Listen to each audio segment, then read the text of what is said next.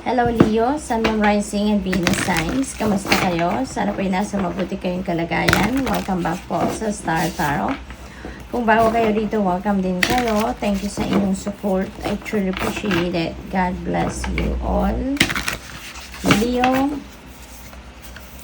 o naman sa akin ninyo, broom energy. Ayan. So, parang ano kayo ngayon?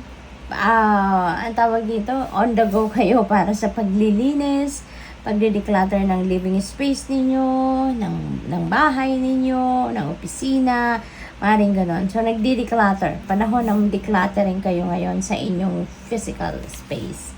What else? We have the Magician. Napakaganda. Powerful kayo ngayon. Nasa energetic frequency kayo of manifestation, no? Maaring ngayon talaga gagamitin na ninyo yung pagkakataon na to to get on your feet and take action. Kasi parang siguro dati meron kayong mga plano, no? May mga plans kayo of what you're going to do about something. Baka may endeavor kayo, ventures, or kung ano pa man na gusto ninyong gawin. Pero baka hindi kayo nagte-take action kasi baka kulang kayo na resources or kulang pa yung kakailanganin ninyo. Pero ngayon napapansin ninyo na you already have that, no? Kung ano man ang mga kakailanganin ninyo. At kaya naman siguro magte-take action na kayo, no? To make things happen na. So, good luck. We have 10 of Pentacles. Ayan. So, probably meron kayong mga ano ngayon, mga opportunities sa ngayon na link sa inyong kaperahan, no? At maaring madaming panggagalingan, maraming sources ng inyong pera sa ngayon, and you have that opportunity to establish your financial future. So maaring ganun ang ganap.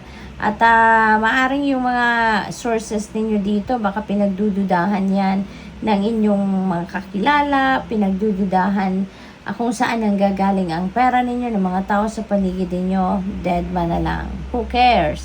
Diba, Leo? Bahala sila mag-isip kung saan ang gagaling ang pera mo as long as alam mo na nasa tama ka, no? Alam mo na marangal ang pinanggagalingan ng pera mo. So, dead ma ka na lang sa kanila. Ang mahalaga, meron kang kinikita nanggagaling sa isang marangal na source. Ang pera mo, at para yan sa pamilya mo, yung ganon, no? Dead ma ka na lang sa mga kung ano-anong mga chika ng mga tao sa paligid ninyo.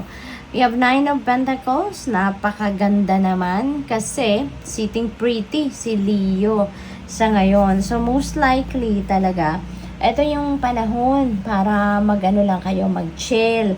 I-enjoy ninyo yung mga bunga ng inyong pagsisikap.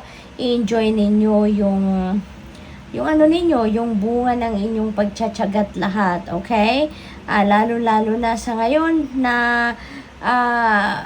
eto na yung parang divine timing has come para makuha mo na kung ano man yung mga bunga ng inyong pagsisikap. Maaaring meron ditong mga bonus, maaaring meron mga financial reward na ibibigay sa inyo, pero so whatever the case may be, eto na yung fruit of your labor na dadating na, at i-enjoy mo yan kasi pinaghirapan mo yan, diba? You deserve to savor the fruit of your success, okay? So ano kayo ngayon, maluwag kayo sa pera, maswerte kayo ngayon sa pera. You can afford now kahit konting luxury para sa buhay ninyo. You deserve it, okay? Pinagtrabahuan ninyo yan, go for it. What else? We have the sun energy. Napakaganda naman. Napakaganda. So talagang you have all the reason to celebrate. You have all the reason now to be grateful.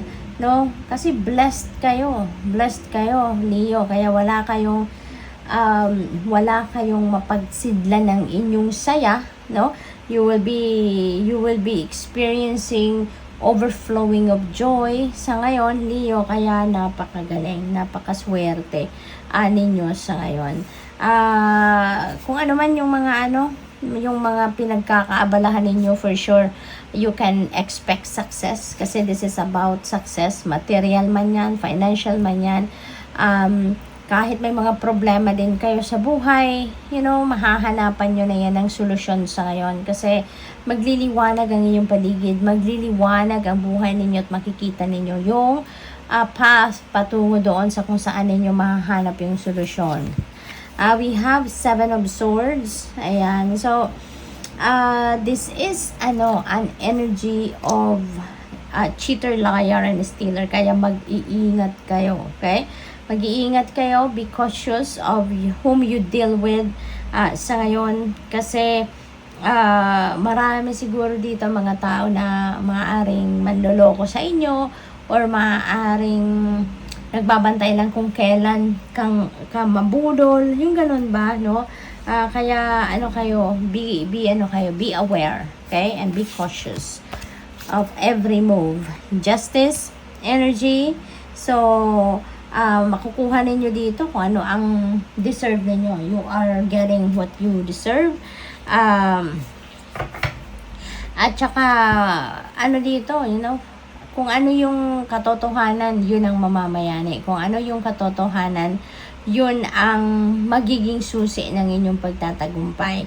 Kaya, stick to the truth lang kayo, no?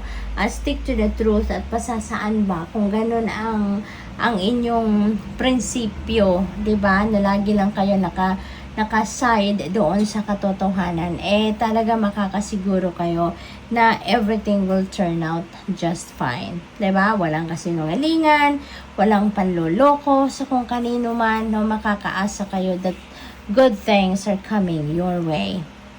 What else? We have Page of Swords. Maraming gusto kayong malaman. Maraming mga bagay siguro, sitwasyon na gusto ninyong madiskubre or gusto ninyong pag-aralan, gusto ninyong matutunan. Yung ganun ba? You are very curious sa ngayon. Kaya maaaring kayo'y magre-research, maaaring kayo'y magtatanong-tanong about it, maaaring kayo ay mag-aaral, 'di ba? Because you are you're curious. You're curious about something. So, gagawin ninyo ang lahat dito para makuha ninyo ang impormasyon, ang detalye na gusto ninyo makuha. So, good luck. Thank you for watching. Love and light. Namaste.